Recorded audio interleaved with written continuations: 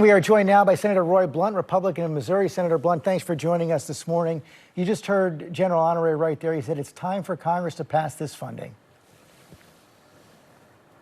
Well, in terms of a supplemental budget, I agree with that. I think we need to be looking at what our needs are. We need to be thinking about how we're gathering intelligence as it relates to the Capitol and what we're doing to recruit and what we're doing to train. I think that's maybe even more important than the size of the force. As the former chairman of the Rules Committee and now the top Republican on that committee, certainly working with the Capitol Police to help solve these problems and working generally to look at how we secure the Capitol, but at the same time make it as secure as it needs to be, but as free as we could possibly make it. It's an important element of who we are. It's an important symbol of who we are, and we need to keep that in mind with every decision we make.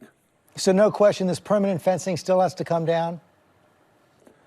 I think the permanent fencing should come down. I don't think it does the job. In fact, the fencing was right there when the car drove through. The question, how far back would you ever establish fencing? One of the things that General Honore talked about weeks ago was the fact that actually fencing can create a false sense of security on a daily basis, some kind of temporary fencing that can be put up when you need it, like we always secure the Capitol before the inaugurations, two of which I've chaired, is an important element to that event.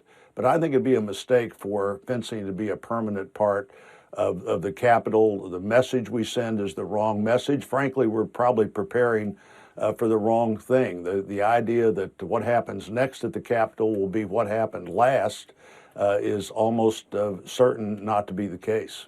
Are we indeed seeing intelligence? I know you have a special focus on Capitol security. Are we indeed seeing intelligence that the Capitol has become more of a target?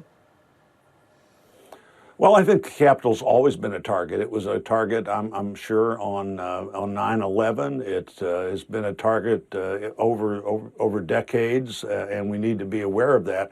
I do think really doing a better job of analyzing the intelligence we have, knowing what we should be prepared for. Frankly, the new Sergeant-at-Arms in the Senate has a military intelligence background. The new Sergeant-at-Arms in the House was in charge of the D.C. Guard on January the 6th. They both bring something different to the police board than that board has had in the past. I don't think that board is perfectly structured, but I do think those two people, with the architect of the Capitol, Naval Academy graduate Brett Blanton, who was in charge of building projects at both of the airports before he took this job, Dulles and National, has a great security background. So I think we ought to be listening to them, and we also ought to be looking at what we do to make that police board work more functionally when there is a moment of crisis, and all three of them are distracted in other ways at that time. Let's talk about President Biden's infrastructure proposal. Your leader, Mitch McConnell, has already signaled Republicans are going to oppose those proposals, but polls show that investing more in roads, bridges, high-speed rail, broadband is widely popular. Any worry that the GOP is on the wrong side of this issue?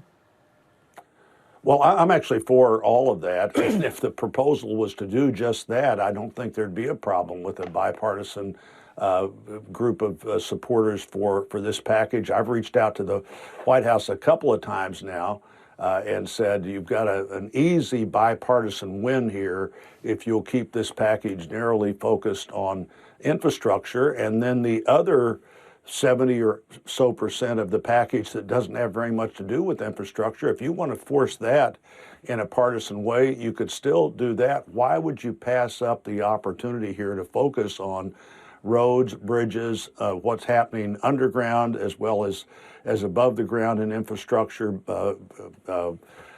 broadband, all of which wouldn't be 40% of this package, and that would be a stretch, I think, to get all of those things to 40%.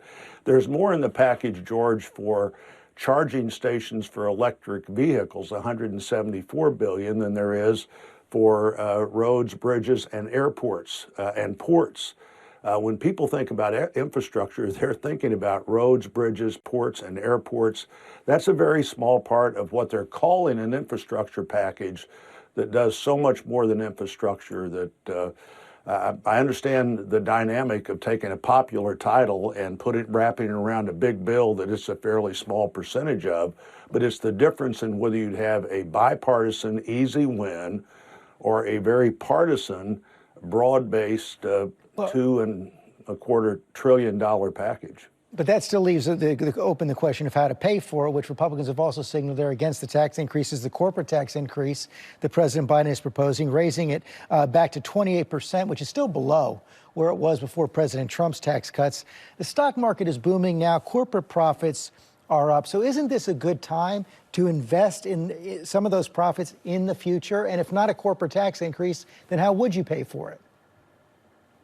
Well, it would be a corporate tax increase. Of course, we go back to the first or second highest corporate tax in the world, which works to our disadvantage as businesses are thinking about resourcing, bringing things back to the United States, restructuring how their companies are put together. The corporate tax is an important element of that.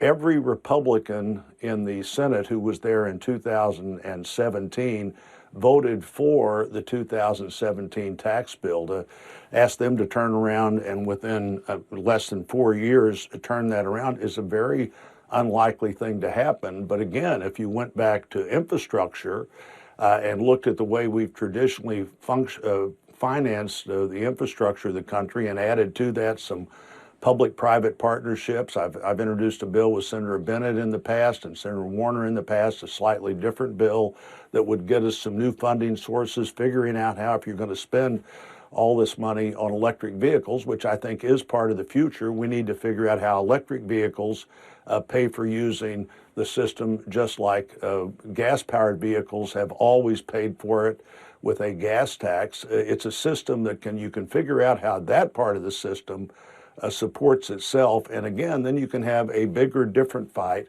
on all the other things this bill purports to do. Senator Blunt, thanks for your time this morning. You bet.